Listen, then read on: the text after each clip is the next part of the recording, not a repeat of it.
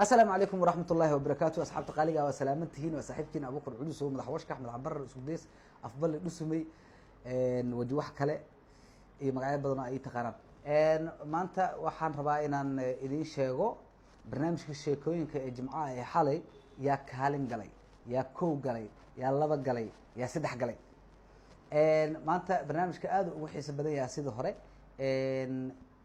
waxa waaye waxa ka soo qayb galay dad fara badan oo waliba ka soo qayb galay saacadii ugu horeysay barnaamijkeena haddii aan guda galo waxaa like noo saartay barnaamijka xalay markaan soo dhignay 3700 oo qofood waxaa comment ka bixisay 6900 waxaa shargaraysay 168 qofood dhammaantiin waa mahadsantihiin oo ku mahadsantihiin qaabka quruxda badan ugu qayb qaadateen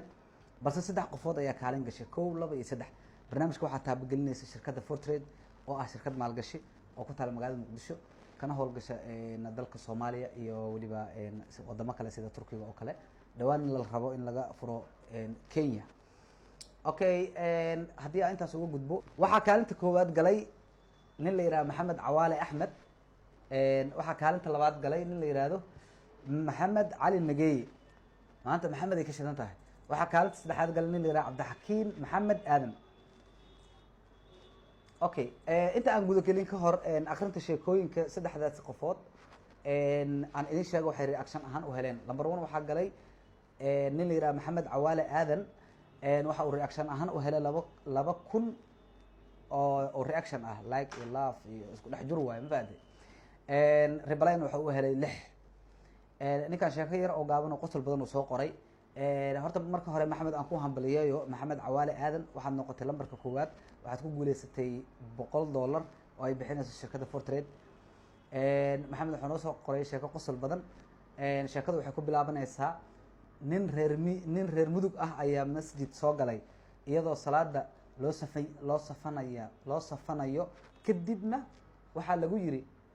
safkan banaan buuxi si uusan shaydaanku u galin macnaha marka istow saaxiibka yiri istoosiya amal waaye shaydaanka meeshan meel looga banaanin fariiriyaasha isku dhijii cabra laga wada faat shaydaanka soo galin saaxiibka wuxuu yiri intuu yaabay oday waa yaabay shaydaanka soo galin markii la yiri masaajida ku jirta xitaa shaydaanka aanu taagaya markaas uu yiri haduu tukay waxa laga rabaa yiri macnaha ma iska daysaan shaydaanka naftirkiisa waa ka wareegaysiin haduu tukay waa ware Maxamed sheekadaadu way qosol badan tahay ma sha Allah waxaana ku guuleysatay $100 ay ku siinayso shirkadda Fortrade oo ah shirkad maalgashi oo ka howlgasha dalka Soomaaliya waa mahadsantahay Maxamed qaab quruxda badan aan ugu xiran tahay waxaadna tahay waliba top fanka page-ka saaxib waan ku hambaliyana hambaliyo waxaa kaalinta labaad galay nin la yiraahdo Maxamed Cali Nageeye waxaad gashay lambarka labaad waxaad ku guuleysatay $75 ay bixinayso shirkadda Fortrade Maxamed Cali Nageeye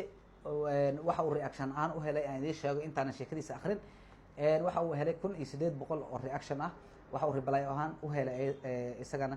162 reply sheekadiisa aan guda galo ninbaa wuxuu u soo galay xaaskiisa oo daawanaysa TV macnaha xaaskiisa oo daawanaysa TV-ga oo Sheekh Mustafana ka leeyahay hablaha waa in lagu guursadaa quruxdeeda hablaha waa in lagu guursadaa quruxdooda ama maalkooda ninkii intuu saa u eegay naagtiisii ayuu yiri wallaahi marmarne ilaahay dartiisa loo guursadaa xariifka wuxuu taagan yahay xabadan lacagna kuma guursan quruxna kuma guursada ayibka ilaahay dartiisa ku guursado ka wada macnaha xabada deena lagu leeyahay wajiga dhan waxa waaye waji wax kale waaye ana amal waaye okay waa hagaag waa mahadsan tahay ninka la yiraahdo Maxamed Cali Nageeye waxaa gashay kaalinta labaad waxaadna ka mid tahay top fanka page-ka waxaad ku guuleysatay $75 ay bixinayso shirkadda Fortrade aad iyo aad ayaan kugu hambaliyeenayaa hambaliyo oo ku mahadsan tahay qaabka quruxda badan aad ugu qayb qaadatay waxaan rajeynayaa inaad insha Allah aad marar badan ka qayb qaadan doonto haduu Ilaahay yiraahdo waxaa kaalinta saddexaad galay nin la yiraahdo Cabdixakiin Maxamuud Aadan Cabdixakiin Maxamuud Aadan waxa uu soo qoray sheeko gaaban oo qosol badan intaan sheekada u guda gelin ka hor ayni sheego waxa uu reaction ahaan u helay waxa uu helay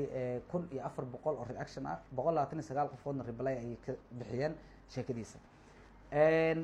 Cabdixakiin waxaad ku guuleysatay kaalinta saddexaad inaad gasho waxayna abaalmarin ahaan aad u helaysaa $50 ay bixinayso shirkadda Fortrade. aan gudagalo sheekada uu noo soo qoray cabdixakiim. mid reer mudug ah baa lagu yiri aabbaha oo $200 haysta haddii uu $100 ku siiyo maxaa usoo haray. markaasuu yiri 200 baa usoo hartay.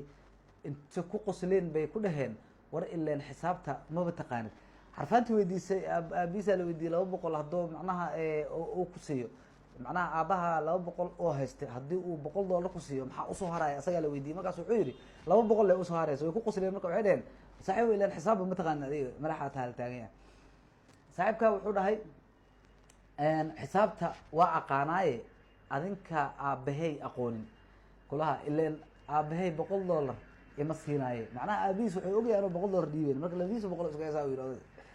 waa hagaag cabdixakiim waa mahadsan tahay. cabdixakiim maxamed aadan waxaa ku guuleysatay lambarka 3 inaad gasho. waxaadna abaalmarin ahaan u helaysaa $50 ay bixinayso shirkadda Fortrade. wayna kula soo xiriiri doontaa shirkadda hadduu ilaah yihahdo. lacagtaadana waa heli doontaa haddii aad dalka joogto haddii aad dibadda joogto meel walba aad joogto. waa hagaag intaas aan kusoo gabagabayno aqrinta sheekooyinka asxaabtii kaalmaha galay number 1 number 2 iyo number 3. laba maxamed ayaa 1 iyo 2 galay. 3 waxaa galay cabdixakiim la yiraahdo. waa hagaag haddii aan intaas uga gudubno shuruudihii aan soo dejinay jimcahan iyo jimcihii ka horreeyey labadii shuruudba way dhaqan galeen. dadku way iska ilaaliyeen sheekooyinka aadka iyo aadka maaragtay dhaqan xumada ah oo aan akrin karin ama afka ay qaban karin. sheekooyin qosol badan ayay dadka soo qoreen. tii kalena dadka caanka ah waa idinka ilaaliyey oo bulshada laga dhex yaqaan. dadka qaar ayaa igu haystay nin la yidhaha maxamed cali nageeye. waxa uu ka mid yahay dadka caanka ah oo caanka ka dhex maxamed cali nageeye waxay dhaheen wuxuu ka mid yahay dadka ka dhex caanka ka dhex ah facebooka ama meelahaas. laakiin aniga kulley maxamed cali nageeye aqoon uma lihi meeluu caan ku yahana ma arkin. kolley adiga haddii oo agtaada oo waxaa laga yaabaa in oo adi caan kuu yahay laakiin dadka caanka ah oo baraha bulshada aadka looga yaqaano maxamed cali nageeye kuma jiro. uuna ka qayb qaadan doonaa uuna ka qayb qaadan karaa barnaamijka hadda socda. marka dadka qaara waxay iisoo jeediyeen in aan dadka folowga badan haysto aynan ka qayb gelin sheekada ama tartanka. maxamed cali nageeye ma aqaan 11,000 camal u haystaa laakiin sharcigeena anaga waxa waaye 50,000 oo flow qofkii ka badan kama qayb geli karo ama kama qayb ahaan karo barnaamijkeena.